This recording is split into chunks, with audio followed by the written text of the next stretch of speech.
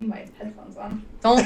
That's not live. We're not live, Isaac. It's live. It's live. I can't stop. I don't have my headphones on either. It's going to be crazy. People are going to be upset with our audio quality, but at least the audio is on.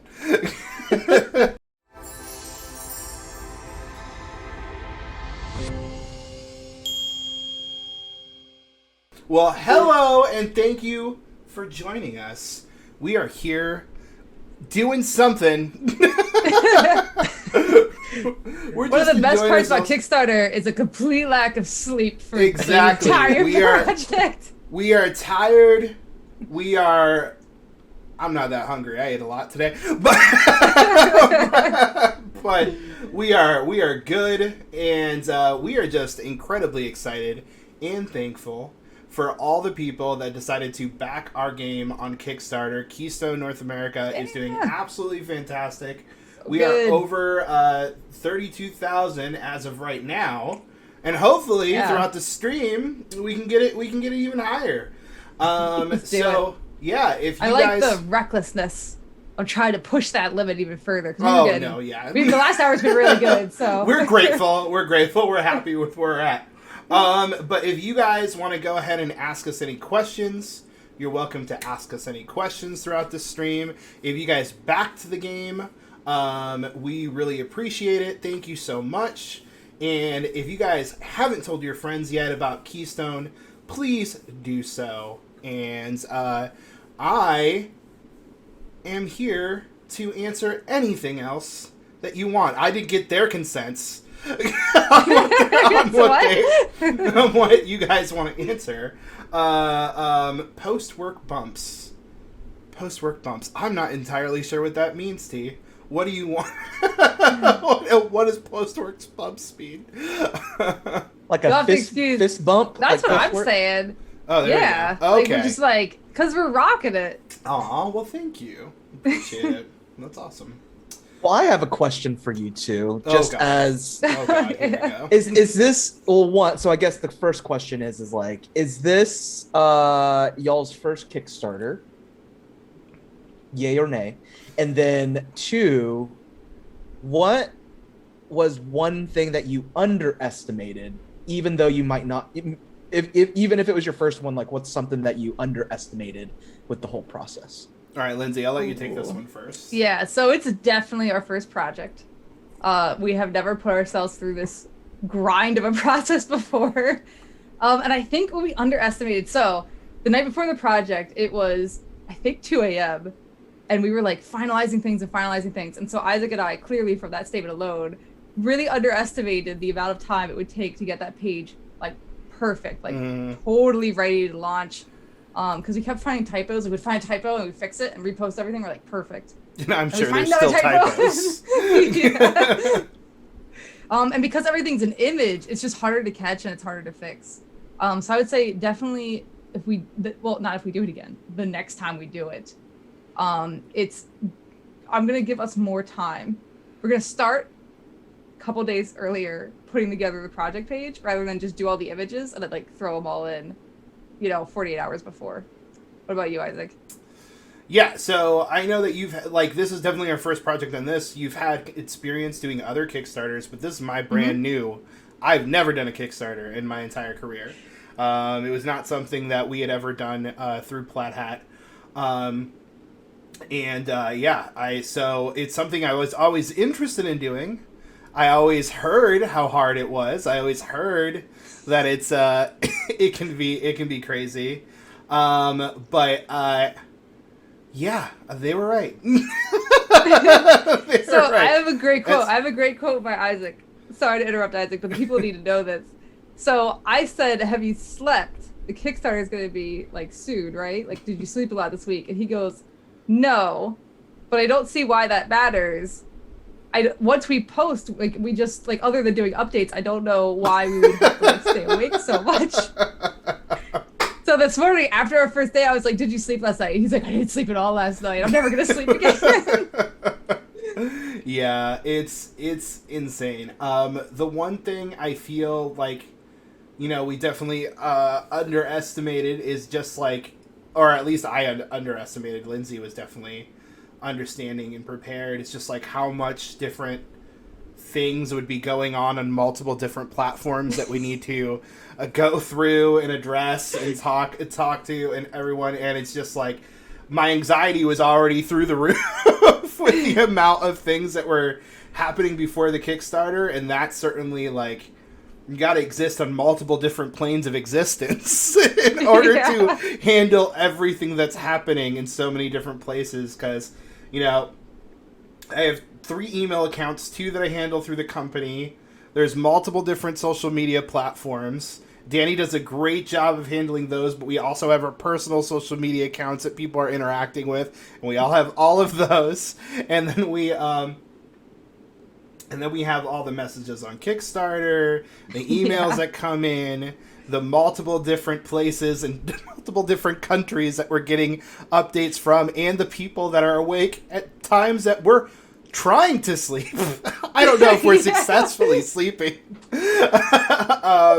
So there's all that stuff that's going on, and I think like I should have, you know, done a marathon before this, so I would have been prepared.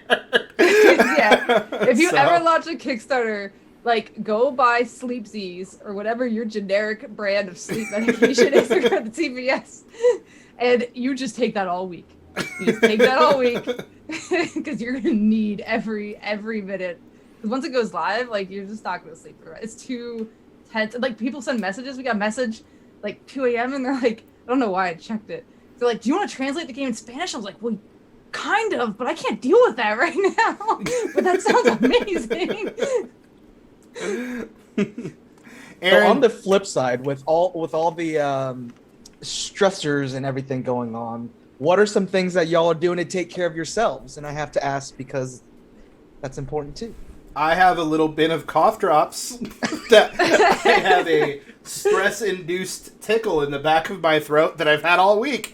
I don't know how to get rid of it, so it's just... I thought you said pickle. It's a pickle. I have a pickle in my throat, and it just won't leave.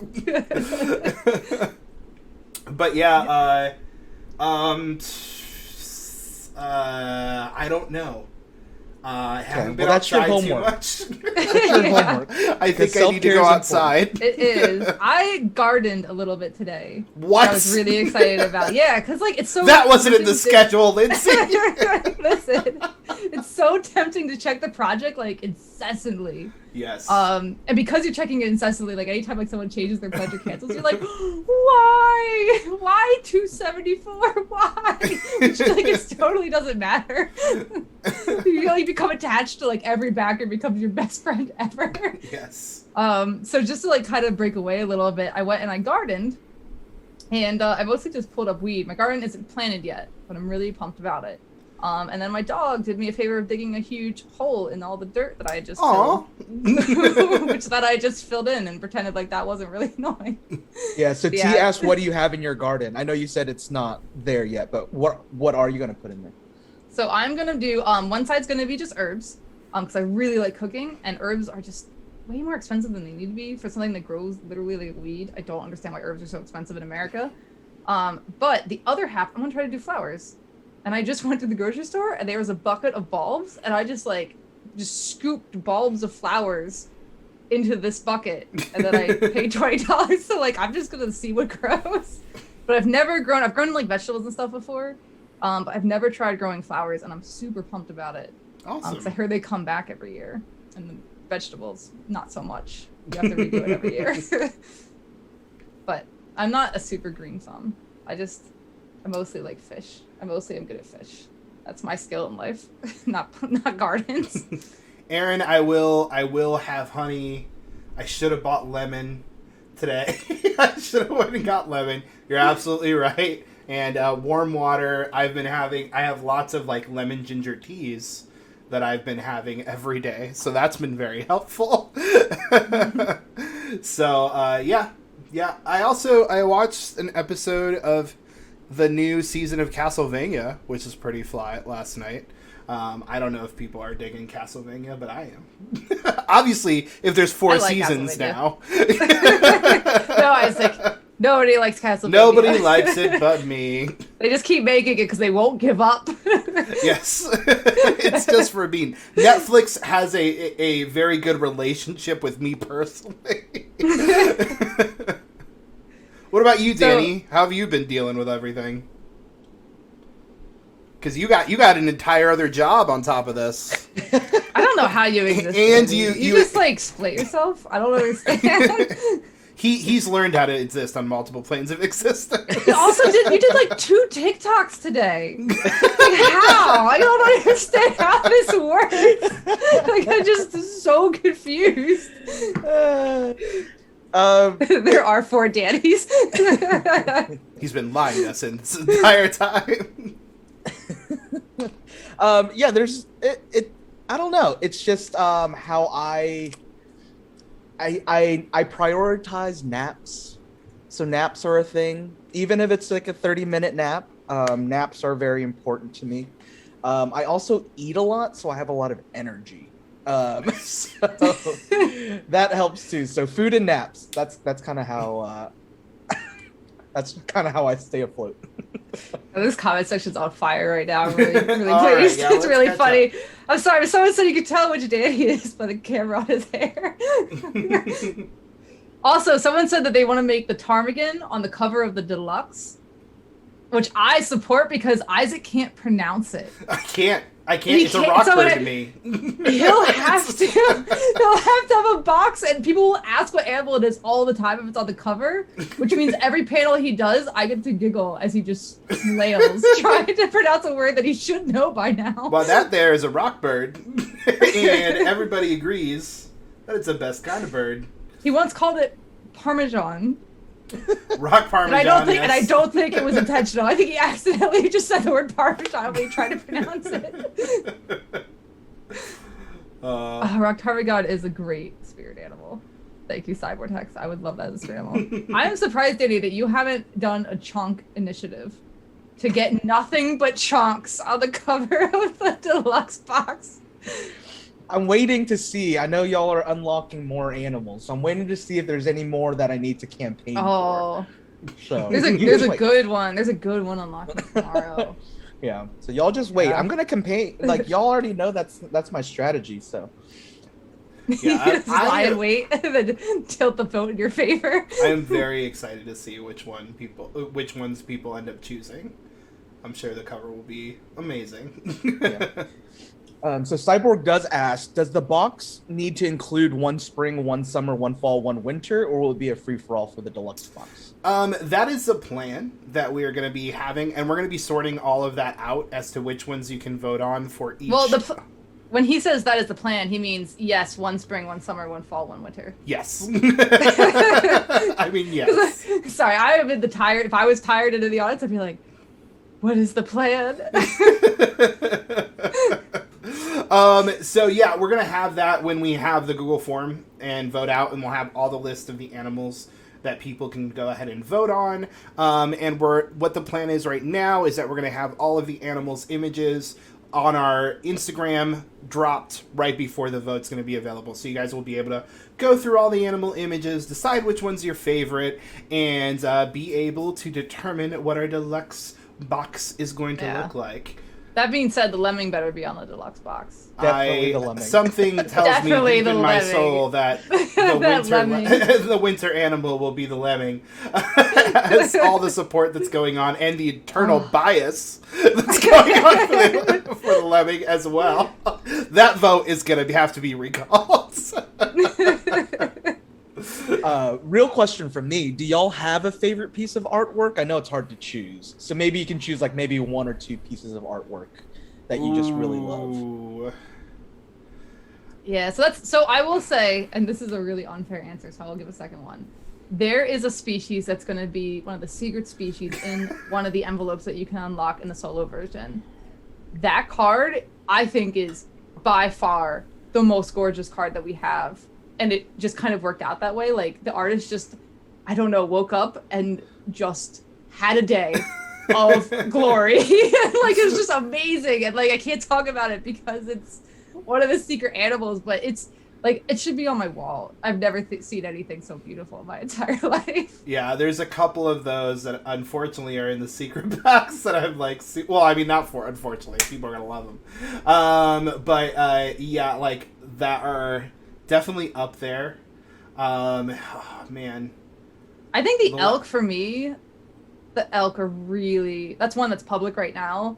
The elk, really cool. Yeah, I always with hate the oranges choosing, and browns. Yeah, I always hate choosing between all of my babies. I will say this: the Mexican spotted owl, when it first came in, I was just like starstruck. Like, I was just like, oh my god, it's so pretty. Like, it's just so perfect. I loved all the colors. I loved everything about it. It was just so great. And he's Mexican like me.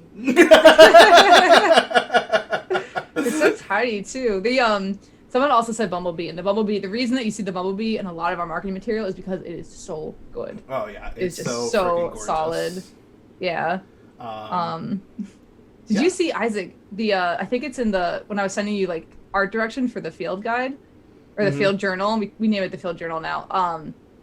The Mexican spotted owl in the desert adventure, and he looks so angry. It's a real photograph of a Mexican spotted like, it's someone went into his burrow to take the photograph, and he's just glaring daggers at this person. Like, he just looks furious. And so I said it. I was like, "Can we please have this be the owl that exists inside the filter?" Like this, like fury-filled small owl. There's so many owls that are angry, and I love them. I love them all. Those huge eyes, those huge anime eyes they have. Oh, it was so good.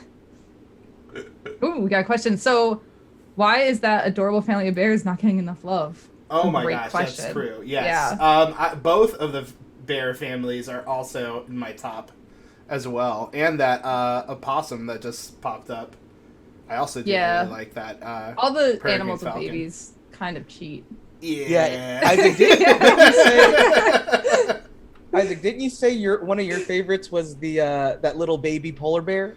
Yes, the little baby polar bear that's just like on his back, just like pawed at. He's adorable. Oh, there he is. He's popping up right now on the stream. He's so cute. Oh, I can't deal with it. Although I do like the grizzly bear baby, the one that's just like screaming off into the distance. Like it's like all the people facing forward for the photograph, and then the one baby bear being like, "Ah!" It's so good. Isaac was like, "Should we alter it?" I'm like, "No, that just lives the way it is." Like, that just we keep that. That's amazing.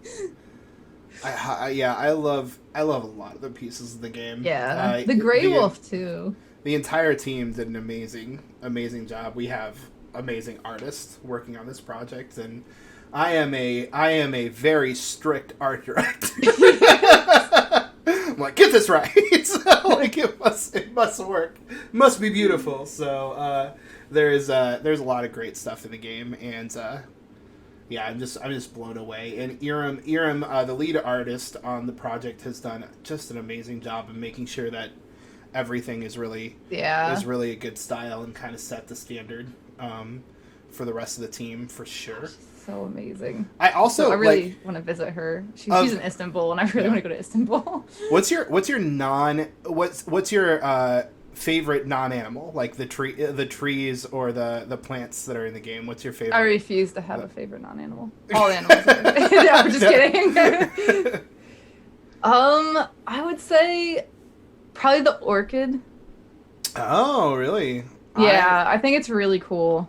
I love the aspen. I love like that. You love what? I love ass.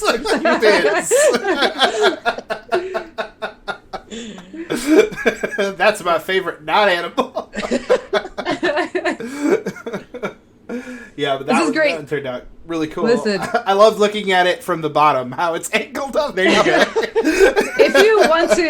if you want, like, Isaac's really tired, so if you want like real honest answers, like, this is the time to ask Isaac anything. The time. Because when he's tired, he like says stuff that he's not supposed to say. I don't mean cursing. I just mean like, we had an interview the other day where he was really tired, and he just like spilled a bunch of stuff about another game that we weren't going to talk about. I was like, "What are you doing? None of that's been decided." I'm just going to spill beans. Yeah, when he's tired, it's a good time to get questions. Yeah, if you guys haven't listened to the Blue Peg, Pink Peg interview that came out A lot today. of spoilers. There's a lot of spoilers in A there. lot of spoilers that we. There's a lot of things that I didn't need to shouldn't have say. said, but I said them anyways. And now we're committed. Now we're committed. Danny, did you have any other like choices as far as your favorite animals besides lemming? We already know. We already know. I think the first piece of art where I was like, "Holy crap!" was the I think it's called the mangrove crab, and I think it's because I didn't expect to see like sea creatures, and I was like, "Ooh, this is neat." This is neat. But that's seal. Yeah. Oh, the seal too. I forgot about the seal. The seal is amazing. Yeah. Yeah. But T did ask a question. What was the process for coordinating so much art from so many different artists to make it match? Oh my gosh, that is a very difficult task. I will tell you that. And as I said in the Kickstarter spread, Sam, my brother, also helped out with some of the extra art direction that I needed help out with, because it's a big set of work in order to number one, I think the most difficult part was making sure that we were representing the correct animals, because Google is a fickle beast and doesn't necessarily bring out the species that you want. So getting all of that art direction together was number one. Then number two, I looked at a lot of artists that did animal art that I really, really loved, put that all together, and kind of showed some different art concepts of what we wanted the game to look like to Lindsey and Jeff and the rest of the team, and just kind of tried to get together, like, this is what we want for the game. The style and the brightness and the colors and the realism, because we wanted to represent a lot of what people would see in real life. Obviously, it's art, so it's still going to not be, like, perfectly represented of life. Animals don't pose quite so nicely. Yes. They don't always face the camera. Exactly. But there found a whole bunch of people that did a great job, and then I searched for artists that worked within our price range that would also be able, based on their portfolios, kind of to match the style that I was looking for. Iram was definitely the first person, but it's funny because, like, if you go to her page, like, there wasn't necessarily a ton of animals. There was a lot of different things that was going on her portfolio, but I could tell that the light that she was utilizing, the way that she was utilizing backgrounds, the way that she did certain details on eyes and character faces, and especially she had this one cat on her page, was like, I think it was called the best set. Yeah. Like it was like a hairless cat. Like, it would be great to do like an all cat series with Iram, because she loves cats. And some of her cats are amazing that she's done. And like looking at some of those details and saying, I think this artist can do it, but it's not necessarily always a perfect science. Just because you think an artist can do it doesn't necessarily mean they can. Number two, it doesn't necessarily mean they're excited to work on your specific project. And number three, like, you have to figure out whether or not they have the time in their schedule to work on it. So I reached out to, I think 20 different artists to try to find the right ones that would work with our schedule, our budget. I didn't even know we reached out to that many. Yes. It was probably 20 that responded back, actually. I think I reached out to more. And then I filtered through those and was able to find Iram. Jan was actually a suggestion from another artist that I wanted to work with, but they didn't have the time, and they suggested Jan, and he was able to work on the project, and he did a great job as well. And then Patricia came on a little bit later, but I was then looking for someone who'd really helped establish the entire brand very close to what Iram could do, but would also work within the price point that we were looking for. Found Patricia, and she was also fantastic. And then Alyssa really came in to help define the other aspects of the game, and did an amazing job there as well. So it's a process, but yeah, it's a lot of fun. It's a lot of fun. It's Isaac's. Don't let him fool you. It's his favorite part. It is my favorite part. It's like any game development. It's his favorite part. It's certainly a lot of work, but it really makes the entire project become real.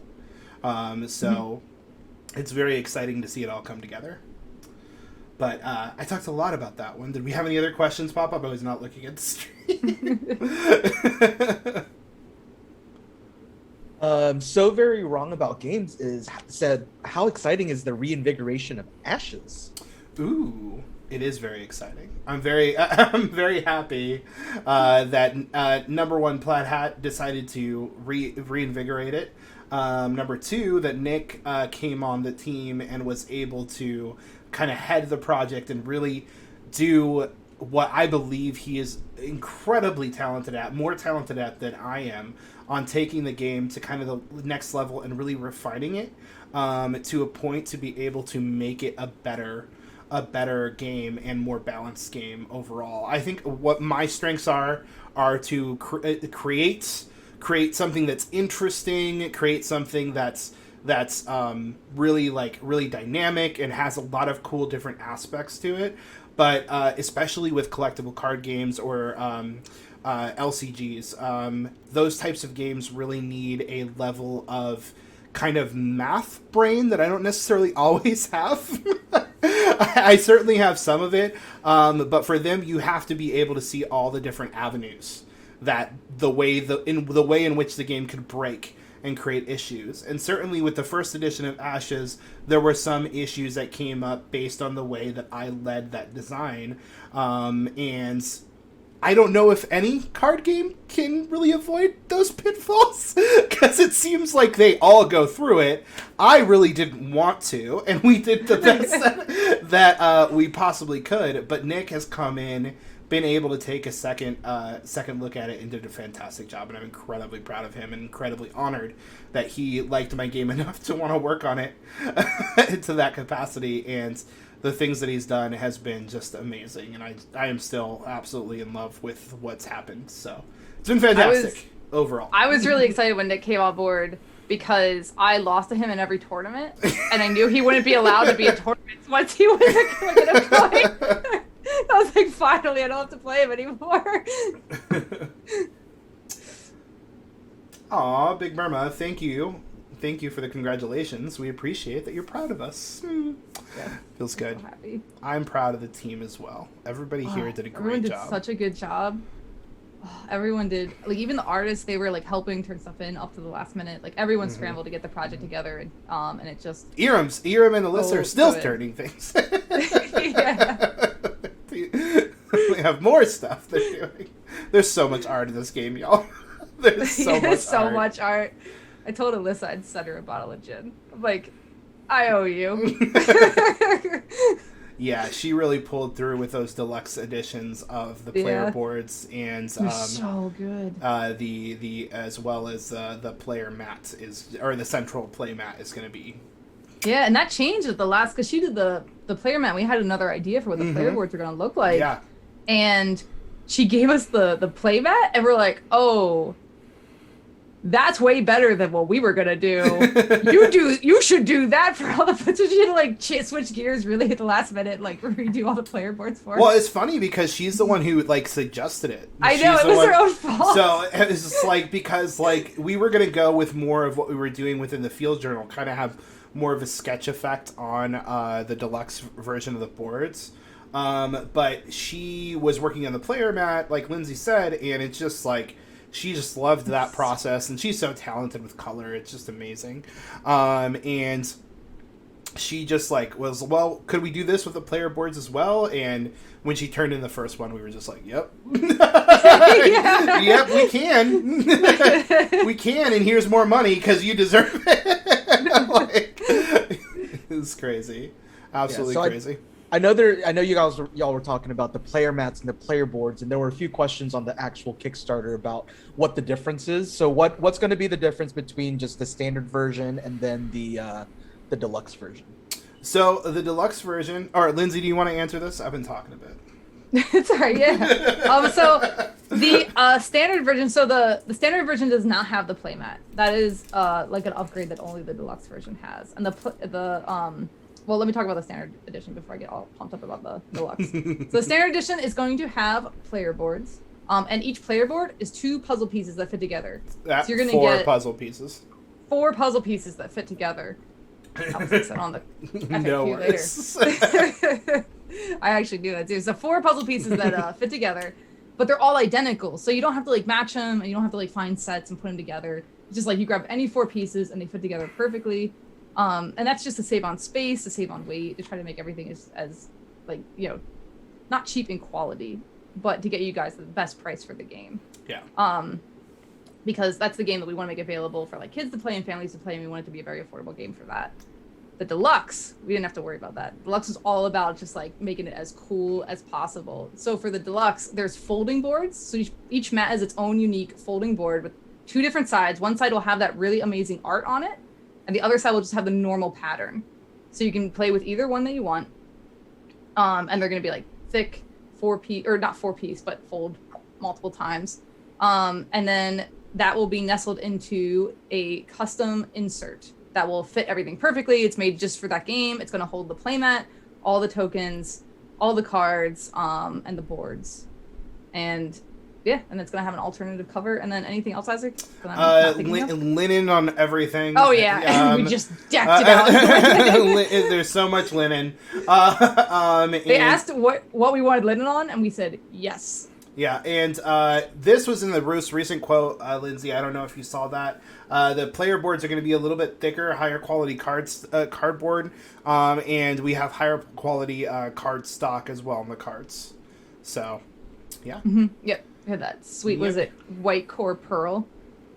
Something fancy like that. Ivory core. Ivory core. The finest card. Don't worry, you could have. It's not real ivory. We didn't steal It's not made out of elephant tusk. It's just like the color of the core. But yeah, it's quite the Lux edition, and I'm very excited to have both. Yeah. I would say, I feel comfortable saying this going forward, that we'll probably always have a deluxe version for any game that we really, are excited about and want to do. Yeah, I think so. We want to make sure that, like, as we move forward as a company, that we have a version of the game that's a little bit more affordable and that people can go ahead and play. So it's the standard edition. If they don't necessarily need all the bells and whistles and they just want to be able to play the game, this deluxe edition and this standard edition and probably all the standard editions of things moving forward will be in a smaller box. So this will be in a 10x10 box, more of a kind of like a Zool style size game.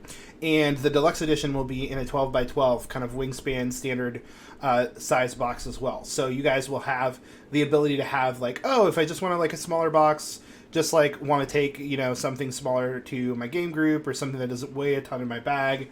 That's standard edition's great for that. But if you want like the player mat and all the extra bells and whistles and, you want that extra art, the deluxe edition's definitely for you. And we want to be able to make things like that in the future because it's kind of like, this company in general is kind of like the deluxe edition of what we want to do in the past. We're all deluxe. Look at these sweatshirts. I know. Yeah. So we definitely wanted to kind of have the ability to do things that were a little bit more than we have in the past on some of our games, especially me, who's like never done a Kickstarter before. So I get to go all crazy now.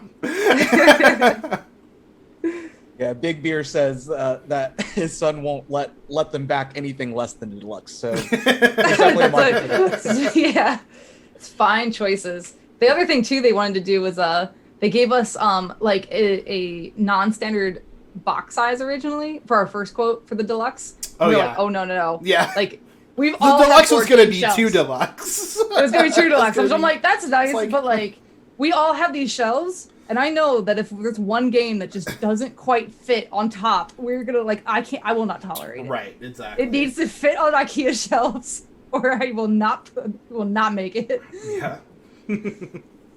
So Isaac, you did mention, kind of. This is my way to transition, but you said something about wingspan on that's going to be the size of the deluxe box, but also. Lindsay, we were talking earlier about Elizabeth Hargrave being a supporter of the game. So I just wanted to open up that question to both of y'all. Like, what are some things that have been super exciting? I say this, it seems like it's been so long since the campaign has started, but it's literally day 2. It's been 28 hours. So Yeah. But within those 28 hours, what are some really cool things, or like people that maybe support you, maybe your family? Like, what are some cool stories that you can share? Well, I know for me, Elizabeth was like, that was a huge one because she's one of the only women to win the Spiel des Jahres without a male co-designer. She's one of my heroes. She's just like a design legend. And there just hasn't been a woman designer like her. Like, she's just breaking down walls and barriers everywhere. So it's really exciting to have her support. I don't think I've ever met her in person, but I would totally fangirl out. Like, I don't care where we are. I would lose my mind. So that was so cool. Just like all the support from like all the friends and stuff pouring in. Eric Lang support, like, just talked about the project a little bit and said it was really cool. And that was another like fainting moment for me. Which is great because I saw him at a Gen Con 2 years ago. It's the last time I saw him. And my game Labyrinthos was coming out and I was like, I'm so excited. My first game is like getting published, or like one of my first like big board games is getting published, and I'm gonna bring you a copy because you're one of my heroes. And now I get to go to him and be like, so I also started a company as well. So here's the game, and also a lot of things happened since then. Yeah, I will reiterate most of that. I feel the exact same way.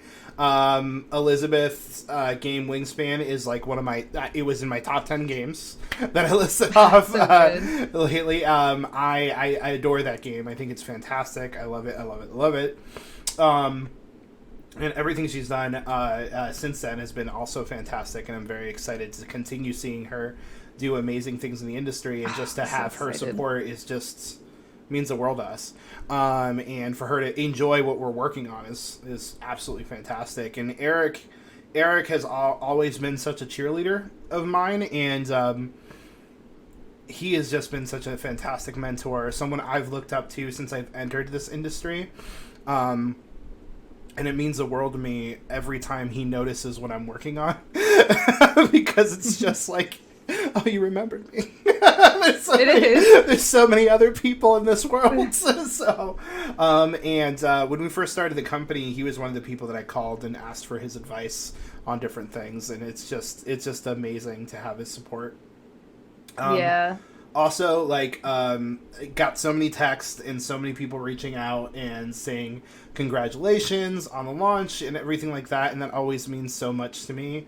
As soon as we launched, I pretty much broke down a little bit. It was really sweet. It was really sweet. Yeah, I'm just incredibly honored to be working with such amazing people, and I'm so thankful to Lindsey, especially, to be on every step of this journey with me. It's incredibly humbling, and I'm just so grateful, because this is something we've been dreaming about for a long time. Kind of like what I said on my TikTok the other day.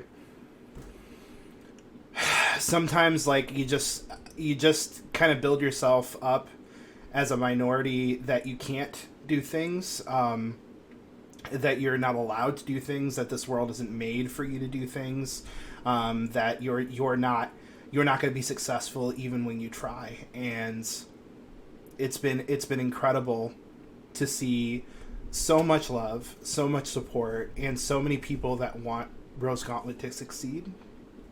And I value that so much, because my confidence just is always a big roller coaster and spiraling ball of anxiety. And I could value Isaac's roller coaster. Yeah, and Lindsey's definitely it's there. Cool. She's dealing with it today, for sure. And to get that kind of support and that love, it just means so much to me. So anybody who sends that to me is just, you're making my day every single time. You really, really are. Yeah, I actually haven't shared this with y'all, but I posted about this on my personal Facebook saying, like, hey, just FYI, I'm working with this company. And I had two random people, well, not random, friends. One of them was a friend from college saying, like, hey, I got into board gaming, and it's so cool to be able to see this much representation in a Kickstarter page, like when you guys listed out the team. So just like a random friend that, like, I didn't even know liked board games. They were just like, This is really cool. And they had heard of Isaac before, but the way that they were just like, this team that has worked on this project, like you don't see that. So that was just a random like plus that I received today. And That's then, awesome. yeah, and I've received a lot of other messages from friends and content creators and people in the industry that are just, you know, they're just rooting you on and rooting us on and rooting the team on just like, I mean, y'all have been pioneers within the board game industry. So being able to start your own company, and I was talking to Isaac the other day, but like, y'all started this in what, October? Like, less than Pretty much, yeah. That's when we announced. Yeah. Yeah, so it seems like a whirl. I mean, it's been a whirlwind, but y'all have accomplished so much in such a short amount of time, and to see this like I don't know, it's just like it's super motivating and exciting as someone who consumes board game content and makes board game content and plays board games and like has I don't know, it's just really really motivating to see y'all do the dang thing. So well, thank you so much, Danny. Your participation on the team has just been absolute godsend. Like we are still floored that you wanted to be alongside us. So. Yeah, it's probably one of the best gets we got. But yeah, I mean, just because everyone else is just pouring out love, I just want to do the same thing and just say like, I just work with such an amazing team, and like Isaac, I love you. I can't imagine doing this without you. Guys, Isaac cares so much. He cares so much about your enjoyment of the game. He cares so much about how you feel when you see our company, about what our company represents, about the people we work with. He like takes every worker and employee that we have and just like takes a mother bear approach. Like all of them all the time. But yeah, it's just so amazing to just be on a team that just cares so much about what we're doing and cares about each other and to feel like it's really authentic. And I just feel so lucky every day. I'm just so lucky every day just to wake up and get to do this. Yeah, and seeing the success of Keystone, seeing people spread the love of Keystone, and supporting it and backing it is just allowing for these dreams to come true. So we appreciate you guys so much. We really, really do. And we're so happy to have this avenue to have conversations with you. We are so excited one day to, continue building this community, to do some really amazing things. We can't wait to start seeing more people in person, just in general. Yeah, we can't wait till we start opening those doors and having more of the opportunity to do that. And the success of the company and being able to financially do it is always going to be part of that equation, because there's only so much that we can do with so many means. But at the same time, like, we're going to do everything within our power to make sure that we have the ability to keep getting out there and putting ourselves in front of you. And Twitch has also been an incredible learning process of us being able to do that and have these kind of conversations with you guys, and we're grateful for that too. Like so I was really nervous about Twitch when we started, but I'm coming around real fast. I'm still nervous. I'm nervous every time we turn this thing on. Well, you're the one who has to control it. That's why. Yes, you're it's the gonna only work one who knows today. how to turn it on. I just sit here and smile, and I'm like, "Are we live? Oh no, we are." David saying, Rose Gauntlet Con 2022 announced. I'm sure. We'll see how. I am sure there is going to be one. We will see how 2021 goes. I did a bad thing and watched a little bit of news today, and it was all about UFOs today. So I'm just like, I don't know. What? Like there was, I don't know what algorithm was talking. Like Obama said something about UFOs. Like so I don't know. But it's just like great. That was one of my predictions in 2021. Aliens are coming. And now my sick joke is becoming reality. Apparently, right? They just can't take it anymore. They can't watch this anymore. They gotta intervene. But yes, as long as we don't get taken into another dimension, we will plan some sort of event. I am sure, as long as it's safe. And we can go ahead and make sure that everybody's going to be safe and all that kind of stuff. That's the most important things to us. Yeah. Yeah. So you mentioned a little bit about the community and just kind of what y'all have built. And I thought one of the coolest things was when y'all announced the initiative to get this game to schools and libraries. What kind of spurred that on, or like what was the catalyst for that? Well, we knew we wanted to do something to give back. We know that Keystone in particular is a game throughout the playtesting that people said so much, oh my gosh, I love showing this to my kids. I love being able to show this to my parents. And other people just kind of like intrigued about the cards and the art and the animals and the species that we're representing. And the gameplay aspect as well has been able to get people to learn how to play. We were talking to Emerson the other day and kind of like our core values on what we wanted the game to represent and how mechanically we wanted to still be able to show people like, hey, you're learning about why these ecosystems are important. You're learning about why these keystone animals are so critical to these ecosystems, and being able to show where they live within North America and why that matters, because that kind of education is what really sparks the joy for animals and eventual leading to conservation. I remember talking to Lindsey a little bit while back, like one of the things I loved doing as a kid was scrolling through these weird note cards that I had. I don't even remember what they're called, but these weird like old note cards that my dad had in like the attic or something that just had pictures of animals. That's all, and there was some information on the back, and it was just like, ooh, these are cute. I like them. They're fun. Ooh, that's animals from there, and this animal's from over here. Like, it's just stuff like that. And I know that, like, hopefully, or I hope, my hope is that this game does the same for a kid out there. They're just like, I don't even care if they don't play it, like just grabbing it, looking through it, like looking at all the animals, enjoying and finding out a little bit more about the world that you live in and why it's so interesting and worth living in. Just so much, there's so much cool stuff out there, and there's so much amazing beauty in our natural world, and the more that we can kind of shine a light on that. And Jeff also has just done an amazing job of instilling that passion and that education in us as well, which is part of the reason that we wanted to make this game. So to go back to the core reason that we wanted to make sure that we could give some of these games away to schools and libraries and educators is because we know that not everybody can always afford to get a game. We know that especially games like this. Yeah, and sometimes people can afford it.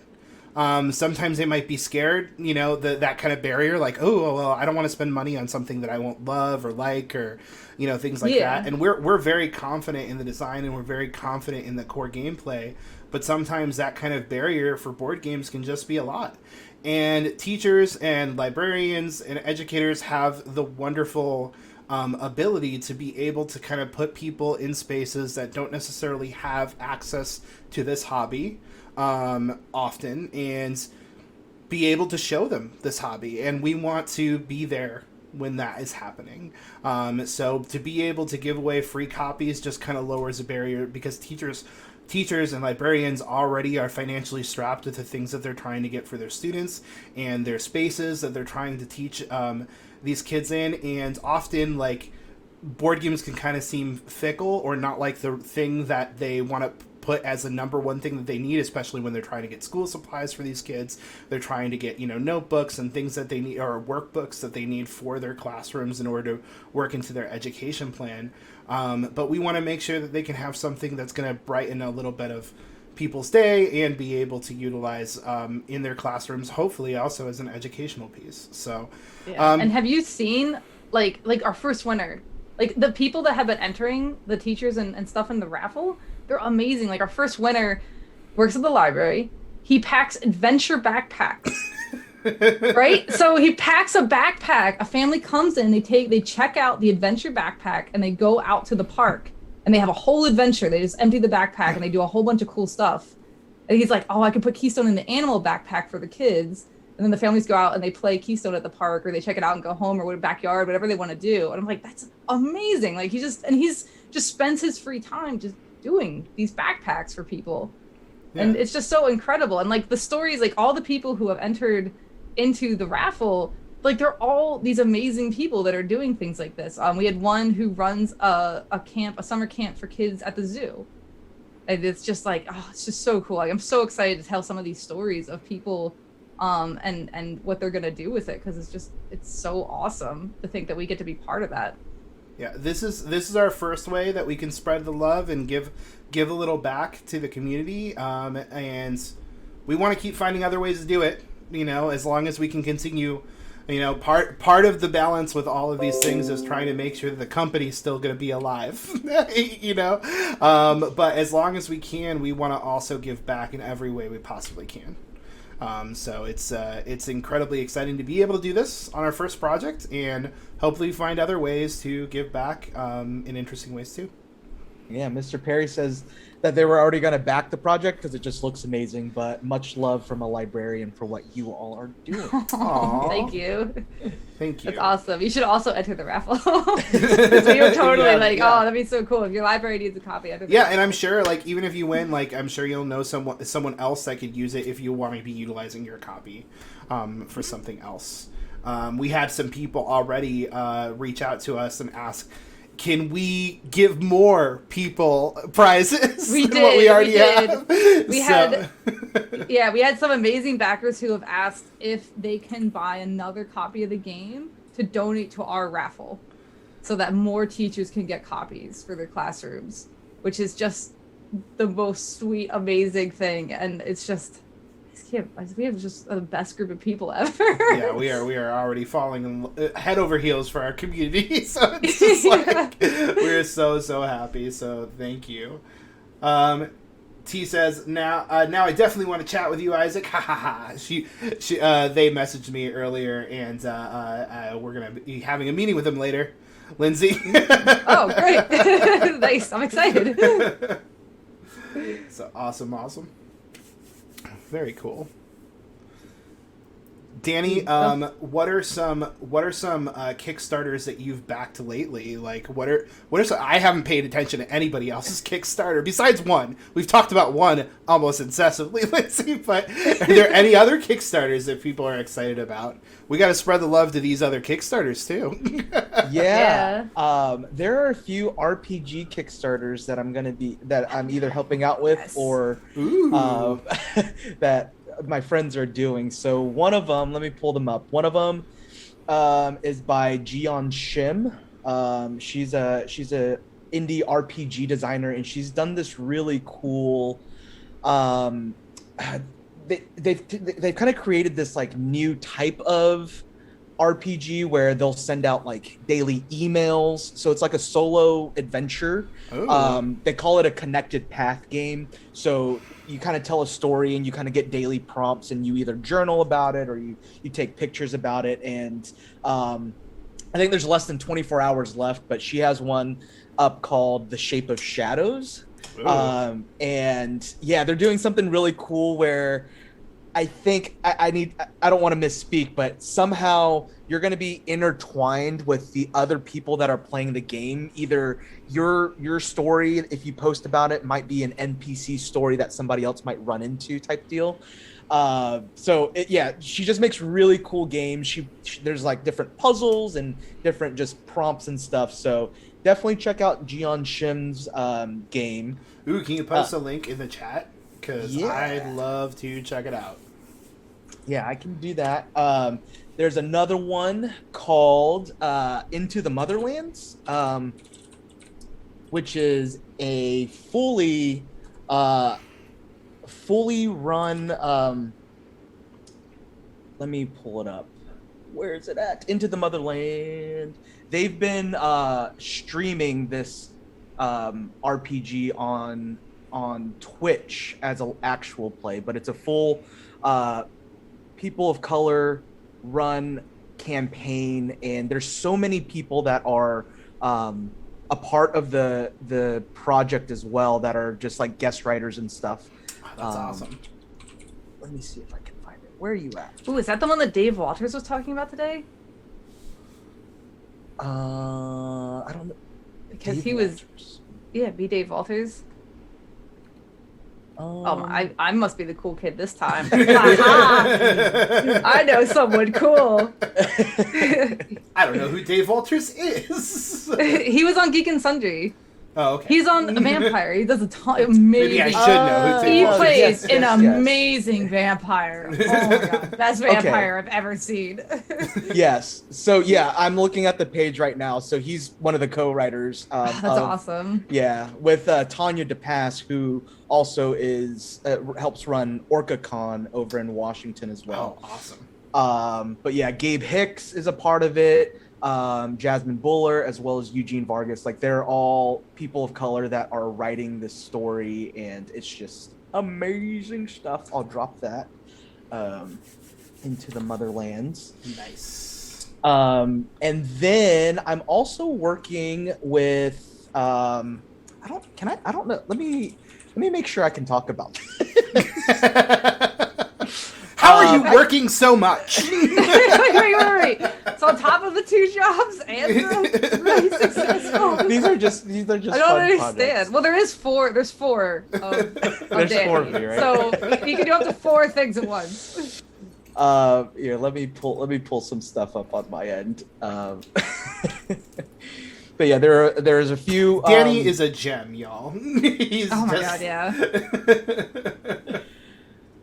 Necrobiotic is produced by Penny Fortail, which is an RPG that is an RPG that is created by Mitchell, who Penny Fortail is their Twitter and their social media, and is a Hispanic TTRPG writer as well. And Necrobiotic is all the I guess kind of quote is, in a broken world where dead are machines that do the heavy lifting for us, we're just a cog in the social engine, alive at first and then forever once dead. So it's kind of this like cool steampunky, little bit of horror type RPG, like a dystopian type feels. But I'll drop that too. I'll be doing some marketing and some content creation for that project. Ooh. Oh, that's so cool. And RPGs then are just having such a moment right now. They are, It's a and really special time for RPGs right now, everyone. Like, go get Yeah. everything. and literally all 3 of these projects that I'm talking about are done by marginalized creators, and it's so cool to see people succeeding, and it's bonkers. It's so cool. I am so excited. I do not play enough RPGs in my life, but Lindsey, we were talking about like backing things through the company, and we're probably going to back all 3 of these. All right, good. I was gonna say, like, we can back that through the company, right? Yeah. Well, just depending on how this project goes, we can. I've always wanted to DM, and I've never bit the bullet to do that. But if we hit a specific goal for the Kickstarter, then I'll DM. I'll DM Yes! a little campaign for y'all. Oh my that'd gosh, be I would love amazing. that. That would be amazing. Oh, that'd be so cool. Yeah. Yes, I'm super excited to play some RPGs again. Oh, only we could play them in person. I've been playing RPGs all the time. Yeah. I haven't played an RPG I think since 2018. It's been a while. This is how desperate I was to play RPGs. My boyfriend DM'd, and I played 3 characters. And I just said he would play like 1-on-1. That's how desperate I got. Well, my favorite thing to do in an RPG is be an NPC. Like it's so much fun. If the DM doesn't want to be an NPC, or I love playing Fiasco, which I don't know. Have you guys ever played Fiasco? Yeah. Yeah. There's a really crazy Christmas special podcast I did where I played Fiasco. I think it's got really weird. Like, it got real weird, guys. Yeah, Fiasco is just ridiculous, and then you can throw a whole bunch of other characters in, and it's so much fun to be able to do that sometimes. And just like, I'm not going to be the character that I spent a whole bunch of time designing and working on. I'm going to be this random goblin in the corner. So good. I've been teaching some of my friends Dread. Now that we can do like small groups outside, so I've been showing them Dread, and that really blew their minds. No, Wait, tell me about now. Dread. Do I know about Dread? Oh my god! Oh my god, Dread is my favorite RPG of all time. You play with a Jenga tower. So Dread is a horror RPG. So when the Jenga tower falls, you die. Just straight. But so like, and it's all one shots. You can only do one shots because I don't know how you do a campaign under this system. Yeah. So what you do is like, when you want to do something, like I ran them through a werewolf adventure. And they're like, well, I want to see if there's tracks. I'm like, that's fine. Pull a Jenga tower. Or pull a Jenga block. So as they go through the adventure, they're surviving, but the Jenga towers get like more and more wobbly. And then occasionally, if you really just want to scare the crap out of them, you can start pulling from the Jenga tower as the GM. Oh, it's so much fun. Of all the RPGs I've ever played, that has been consistently the most fun time with my friends over and over again. Dread is absolutely amazing. You need to get it. I will send you a copy. I will buy it and send you a copy along with a Jenga set. I've heard, I think it might be called Love Struck or something like that, where it's a two-person thing and you're like telling a love story between the two, but it's like a crumbling love story or something. I've actually been trying to find a copy of that, so if anyone knows where to find that, let me know, because I really, really like Jenga-related games. I actually lied earlier when I said I hadn't played an RPG since 2018. I actually played an RPG with you, Danny, in 2020. That's how we stories, right? That's how we started this entire thing. Because like that was the first time I even told you about Rose Gauntlet. So RPGs, they mean a lot to our company. They form. Yeah, we played Gil's game. That was fun. Yeah, it was a really good time. Yeah. It was awesome. But yeah, I just double checked. So I don't know if y'all know Travis Hill, but he works. He's a teacher as well, but he's designed a few games. And I'll be writing as my first project ever in a indie RPG for an RPG zine that he does. He usually sends out these like cool little books. That actually I have one right here.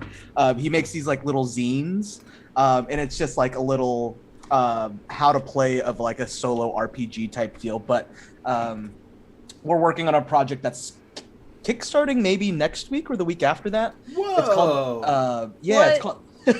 Danny, you are Kickstart cheating on us right now. You're gonna push 2 Kickstarters. It's fine. Double dip. Let's share. Let's go ahead and get it going. I don't care. Like, do it.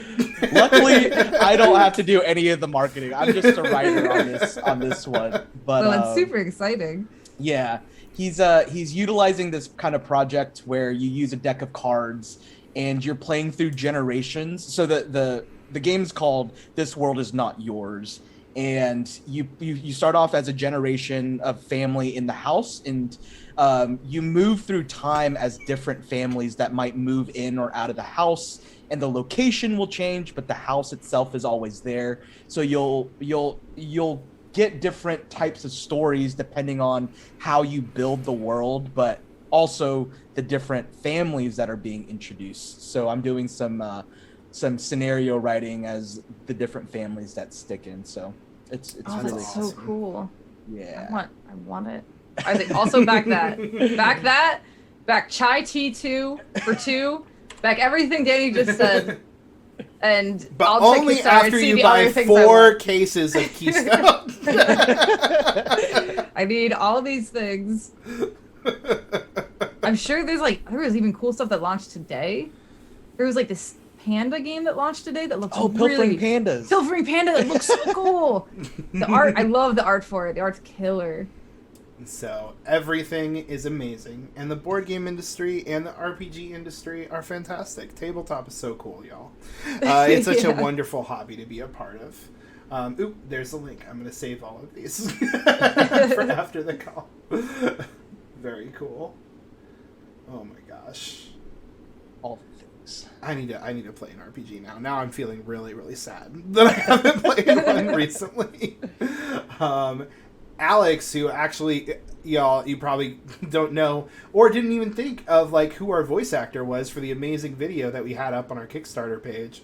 But Alex Eating, who's an old friend of mine, he used to host a Plaid Hat Games podcast. He's offered to do an RPG and host one on our channel. Lindsay, I haven't told you about that. Did? You didn't tell me that either. No. There's so many cool things that I just don't hear. There's too much cool things Too coming our much way, cool- Lindsay. yeah. We can't talk about everything, even though we talk every This day. is what the Discord is for. It's for all the cool things you're supposed to tell me. I can't write that fast. Yeah, but we will definitely make RPGs happen more on this channel for sure. I would be pumped. sure. A voice actor for a DM? That would be pretty fun. Yes. Yeah.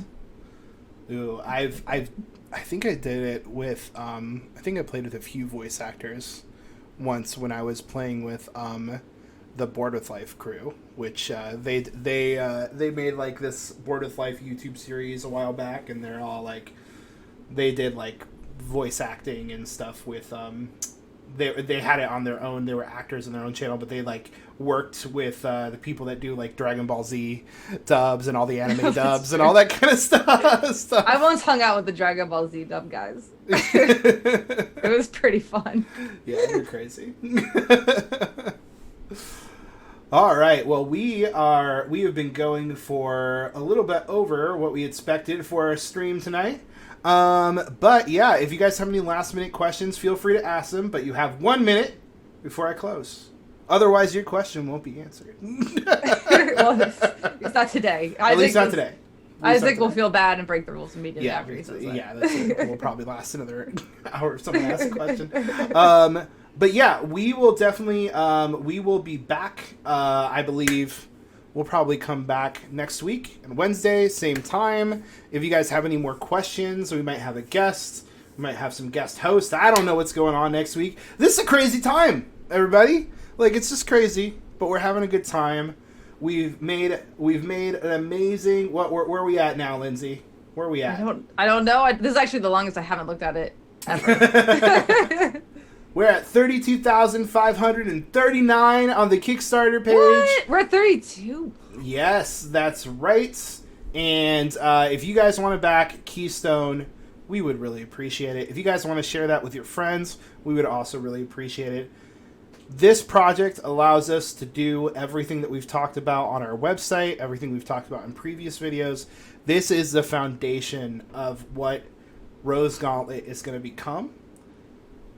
By backing it, you are opening the doors to so many dreams that we have coming down the line. And we really appreciate all the support we've gotten so far, and any support that you guys have for us coming up in the future as well. We appreciate that.